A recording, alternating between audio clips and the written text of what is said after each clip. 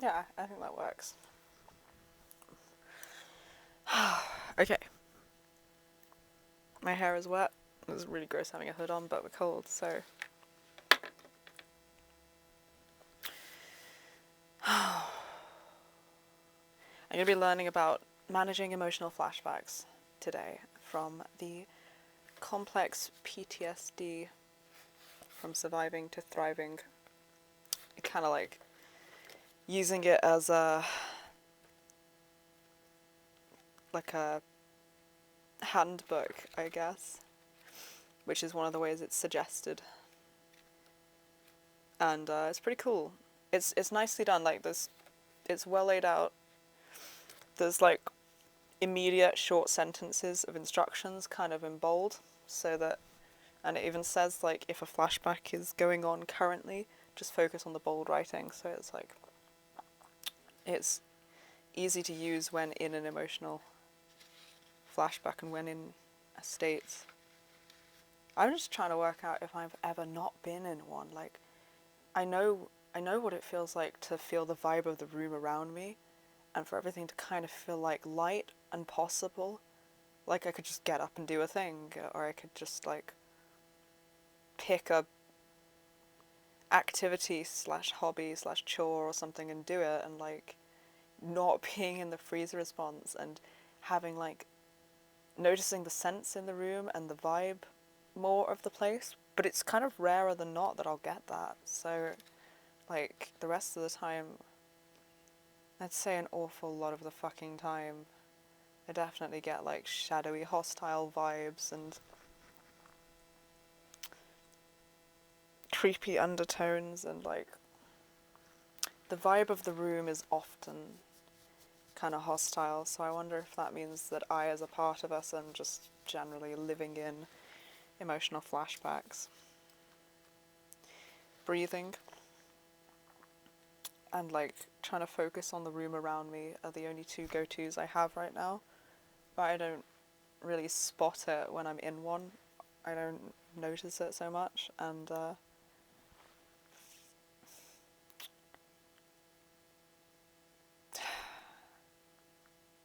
this could teach us what to do about it. So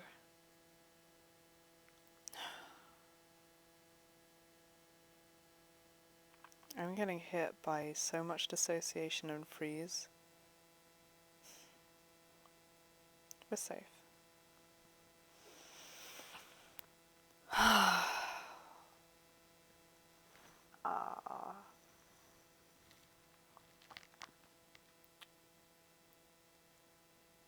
Fun. Fun. Okay. Chapter 8, Managing Emotional Flashbacks.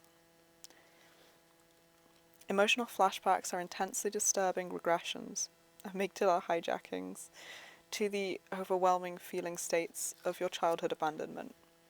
When you are stuck in a flashback, fear, shame, and/or depression can dominate your experience.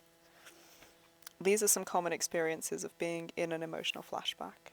You feel little, fragile, and helpless.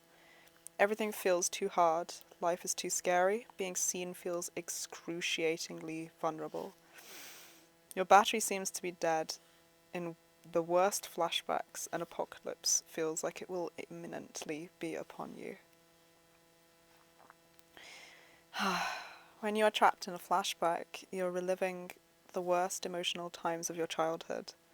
Everything feels overwhelming and confusing, especially because there are rarely any visual components to a CPTSD flashback. This is because, as Goleman's work shows, amygdala hijackings are intense reactions in the emotional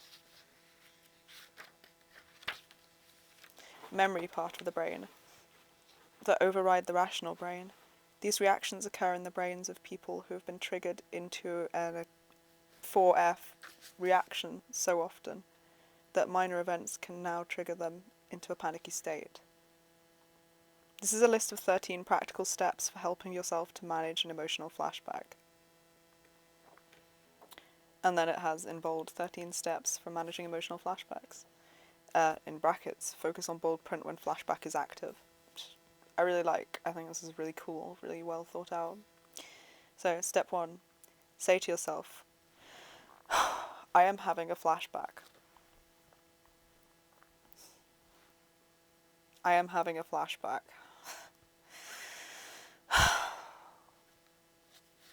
Yeah. Alter tested, Psi approved. Flashbacks take you into a timeless part of the psyche that feels as helpless, hopeless, and surrounded by danger as you were in childhood. The feelings and sensations you're experiencing are past memories that cannot hurt you now.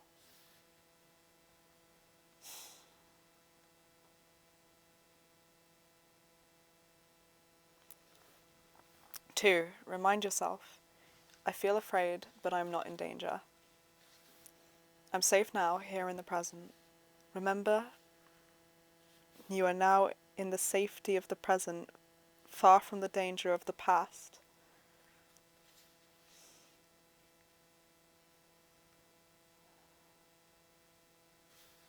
3. Own your right and need to have boundaries. Remind yourself that you do not have to allow anyone to mistreat you. Well, no, in your case, we do not have to allow anyone to mistreat us, and the adult parts would be dealing with that. You don't have to deal with that. That you refers to like all of us, and it will be adult parts that deal with that for the you in this sentence.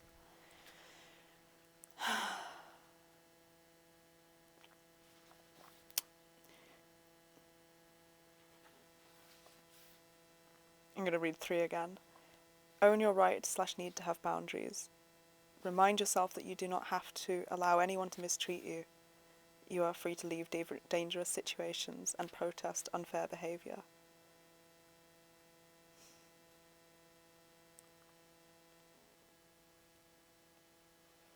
Speak reassuringly to the inner child. The child needs to know that you love her or him or them unconditionally, so unconditionally that they can come to you for comfort and protection when they feel lost and scared.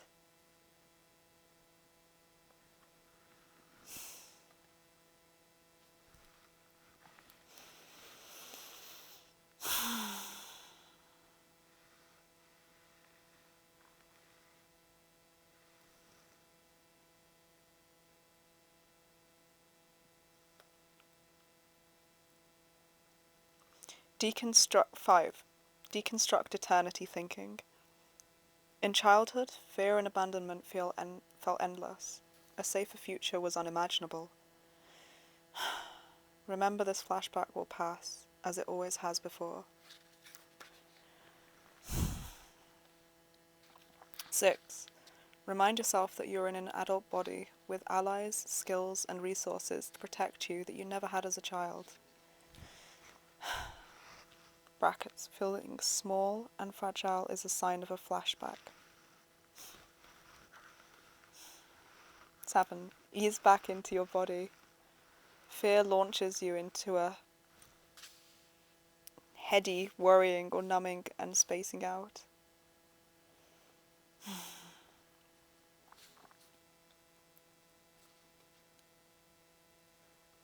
There's a drop down from 7. 7, part A. Gently ask your body to relax. Feel each of your major muscle groups and softly encourage them to relax. Tightened muscles send false danger signals to your brain. You know, I was just about to say, we've been starting to learn to do like progressive muscle relaxation, where like every time as part of our regulating after noticing that we're like up or actually like any sort really, because if we're coming out of freeze we can be quite tense, so one thing we do is to try and get into the body and to try and like relax everything there, is like focus muscle by muscle and yeah, just kind of relax each muscle as I picture and fill in the frame of my body. So I'm like getting into the body and I'm relaxing the muscles there, so it's a nicer place to be. Sometimes we might need to actually massage the muscles, like there have been times where some of us are like, I literally don't know how to relax that muscle, like it's so tense to the core of it that I don't feel like I can loosen, I can't touch it. And like sometimes we've had really trippy experiences where that muscle can only be released by a certain, like no one can touch it, no massage can touch it, nothing helps, and then suddenly one of us will be in the front and notice that they feel that muscle, like they feel more like that's more like theirs. And if they have an experience where emotionally, mentally, they are able to relax and feel safe, it can unclench, and then it just like feels like this core unclenching of muscle that makes us like collapse, relax. It's really fucking trippy, and we tend to need to find the right reassurances sometimes as well, and the right things to comfort ourselves and support ourselves in to relax some muscles. So where are we? 7, part A, gently ask your body to relax. Aforementioned tangent. 7, part B. Breathe deeply and slowly. Holding your breath also signals danger.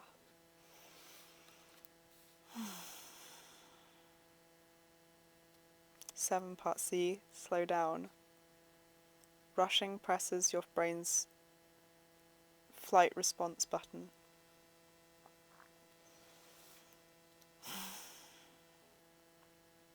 D, find a safe place to unwind and soothe yourself. Wrap yourself in a blanket. Hold a pillow or a stuffed animal. Lie down in your bed or in a closet or bath. Take a nap. Add as an extra, we're probably after this gonna like put on headphones and listen to music. That's quite soothing to us.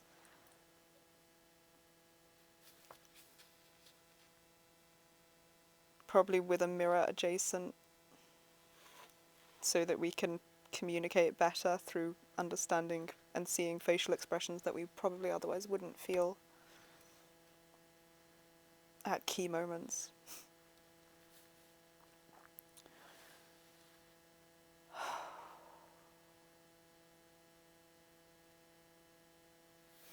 E. Feel the fear in your body without reacting to it. Fear is just an energy in your body. It cannot hurt you if you don't run from it. We do a lot of like really focusing on / grounding to the unpleasant sensation in our body and re-grounding to the body every time we're taken off into our minds about it. And that has been helpful. Okay. Part 8. Resist the inner critics drasticizing and catastrophizing. 8, part A. Use thought stopping to halt the critic's endless exaggerations of danger. I'm not sure how I feel about it. I feel like I'm being referred to as the critic. Yeah, I get those vibes.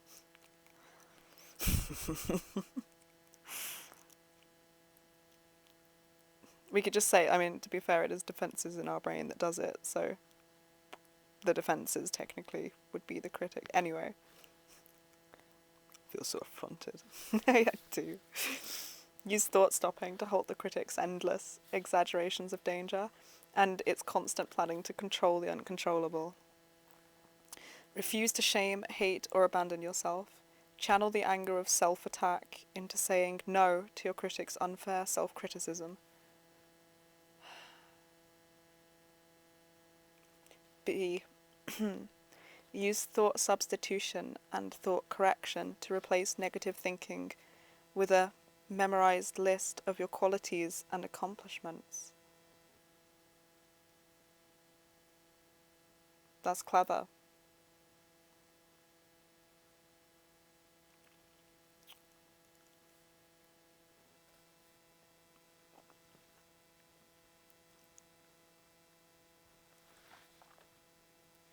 We have started like writing down the nice things our friends say about us. And we even have a couple of them where we've got like a few collated and we look at it sometimes when we're feeling low. So I guess maybe making our own list of what we see as well as that and having all those things in the same place and just having it near to go over when we need it. That's a cool idea, yeah.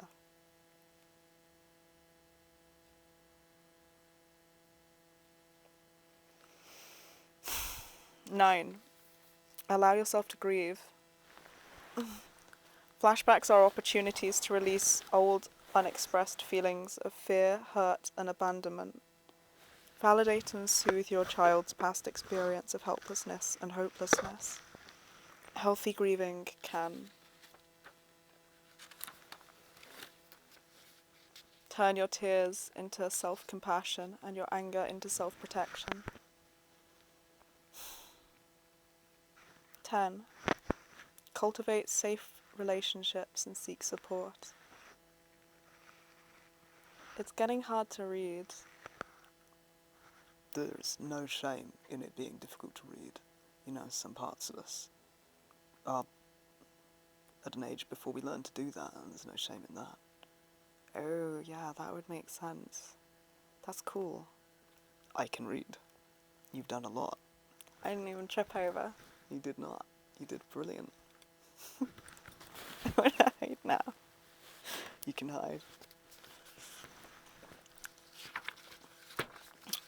Where we at? 10. Cultivate safe relationships and seek support. Take time alone when you need it, but don't let shame isolate you. The bane. Feeling shame doesn't mean you are shameful. Educate your intimates about flashbacks and ask them to help you talk and feel your way through them.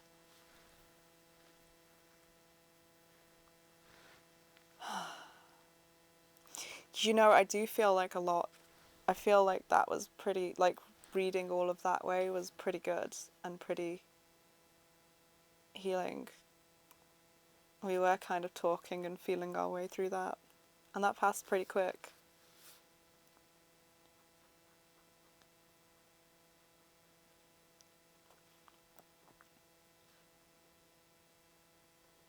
"11. Learn to identify the types of triggers that lead to flashbacks.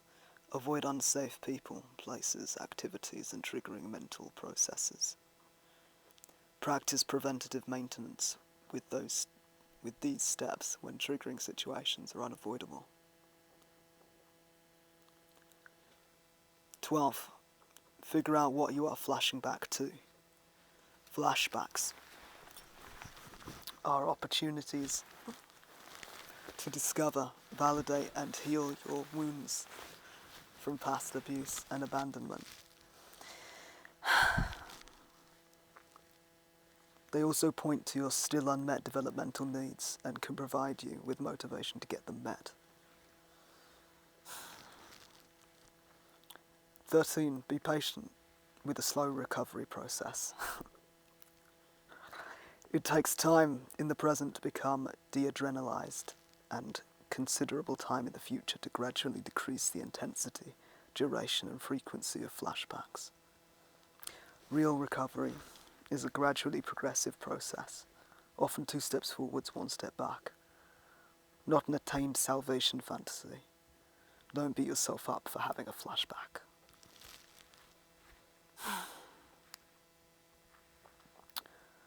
Those are all of the steps. We go on then to my clients who post this somewhere conspicuous until they memorize the gist of it, typically progress more rapidly in recovery. You can print out a copy easily from the 12 steps page of my website, www.pete-walker.com.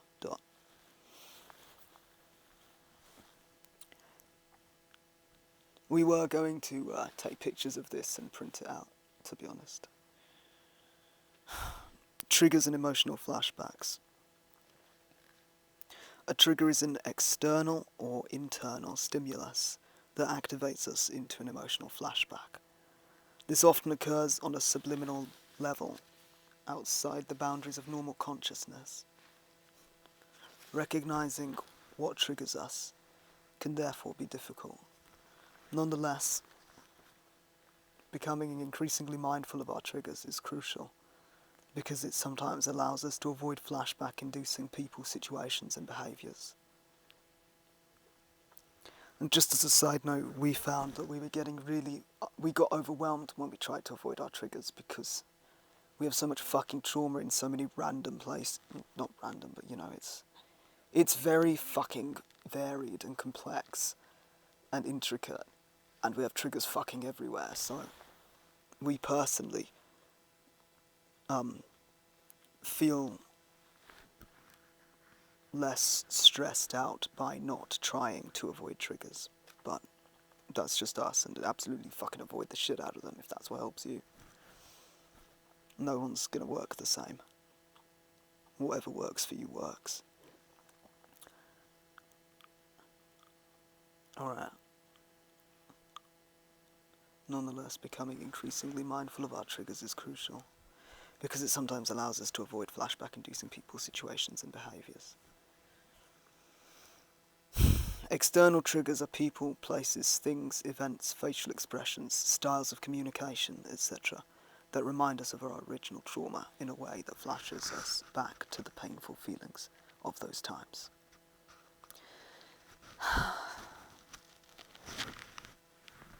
Here are some examples of powerful and common triggers. Revisiting your parents, seeing someone who resembles a childhood abuser, experiencing the anniversary of an especially traumatic event, hearing somebody use a parent's shaming tone of voice or turn of phrase. Many triggers, however, are not so explicit. Sometimes all unknown adults can trigger us into a fear even when there is no resemblance to our original abusers. I still occasionally feel triggered when I come across a group of teenagers, because I grew up in a neighbourhood where there were many violent ones. For this reason, my son, who is quite empathic, joked that he will not become a teenager when he grows up. Sometimes someone looking at us, or even noticing us, can trigger us into fear and toxic shame. One of my clients once came in intensely triggered because a cat was staring at him. Other common triggers include making a mistake, asking for help, or having to speak in front of a group of people. Not just you. Not just me. And you did amazing. You did it. I did it. It's way more relaxing with you reading. Good. You can take breaks. Whenever you like. Never have to read in front of a camera again if you don't want to, fucking hell.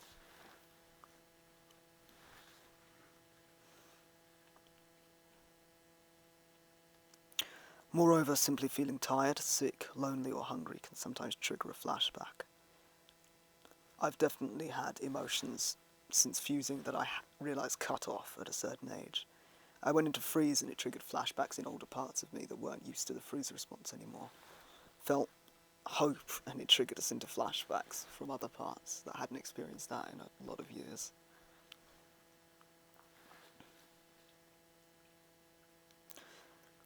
Any type of physical pain, yeah, can also be a trigger. That's fun and constant. For many survivors, authority figures are the ultimate triggers. I've known several survivors who have never gotten us so much as a parking ticket, who cringe in anxiety whenever they come across a policeman or a police car.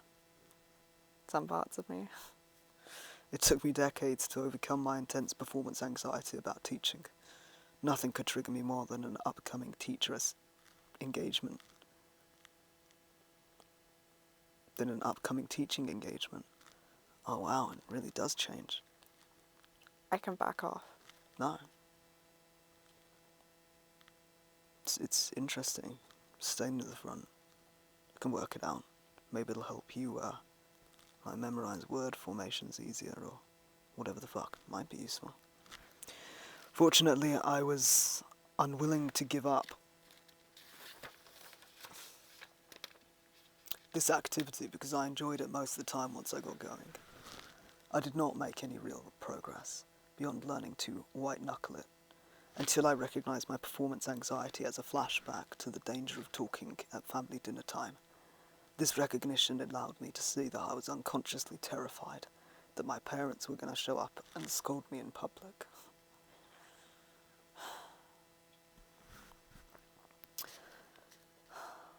At first I, brackets my critic, labelled this a preposterous idea, but when I started to imagine and practice aggressively defending myself against them on the drive to my teaching engagement, I soon experienced an enormous reduction in my anxiety. This experience led to me formulating step 6 in the flashback management steps above, as well as my ideas about anchoring against the critic, which will be explored in the next chapter.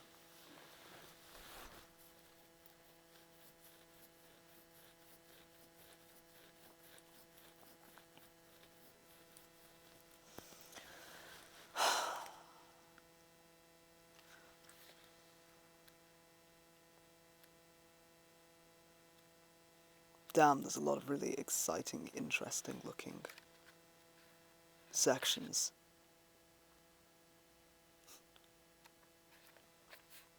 We gotta work at our pace, so fuck it. If I'm completely fucking drained. Me too. I feel good though. Like, I'm really, really tired. I'm really tired. I feel good about that though. Like, that feels healthy. I had a sudden flare of absolute aggression for a second there and then exhaustion.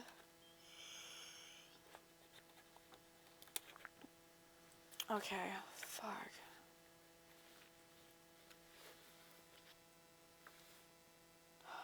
Thank you for reading. Well done, reading. I want a nap now.